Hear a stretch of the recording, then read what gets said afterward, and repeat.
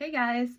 I wanted to try something a little different. So as you know, if you've been following me, I got rid of my narcissist last year, got him out of my life, and I have been in the process of healing and navigating what that's been about. Looking for ways to heal on this journey, grow as a person, both myself, as a single person and also as a mom and what it's been like on that journey. So one of the things I started working on is this one book. I actually had bought it last year, but I guess I just wasn't ready to really start tackling it.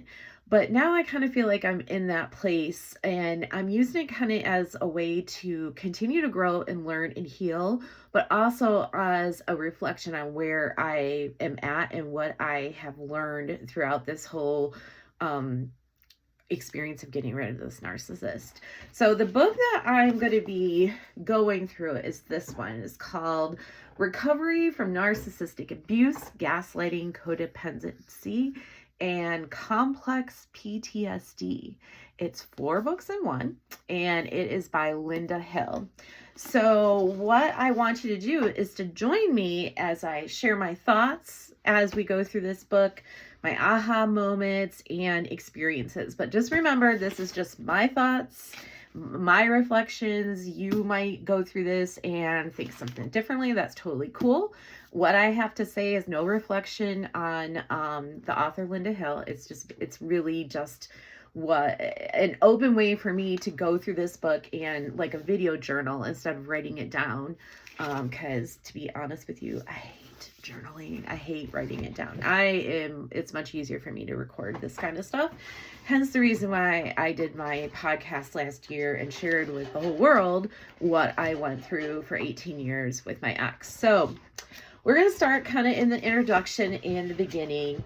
And one of the things that when I was reading it that kind of first was like, oh my gosh, I can really understand that, was this quote in the book where Linda says, "The friend who once had a boisterous and gregarious personality now seems quiet, insecure, self-conscious, and guarded, hinting that they may be mistreated in some way."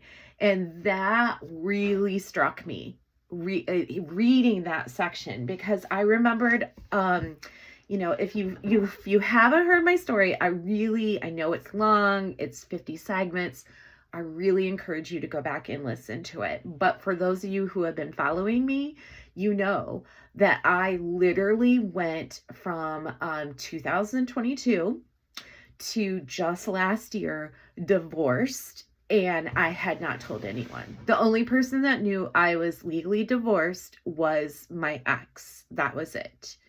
And so I had him in my life for so long that he had started manipulating and gaslighting me, where I thought I had to, as a wife, and to be loyal to him and that sort of thing, that keeping those kinds of secrets was what I was supposed to do. It was my duty to do that.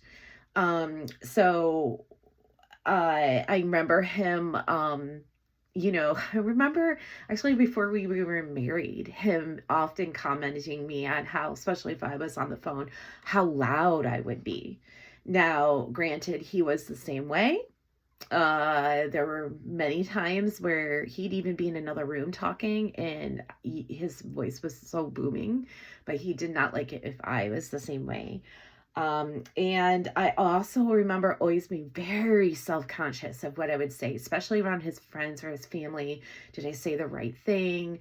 That I think was even magnified more because I am a white woman, and I was married to a Black man. Not only was he a Black man, but he was not a Black man from the US. He was from the Caribbean. So I had cultural differences too. And I just was always so uptight and worried, like, did I say the wrong thing? Did I embarrass him? Did I say something that wasn't appropriate? I always was thinking about that.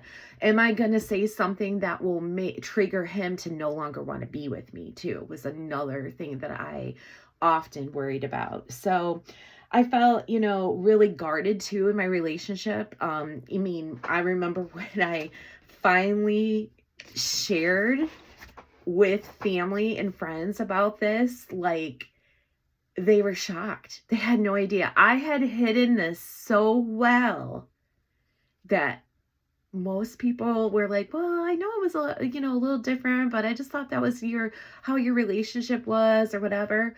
But I had hidden our secrets so well. No one had any idea that here I was living and married to a narcissist.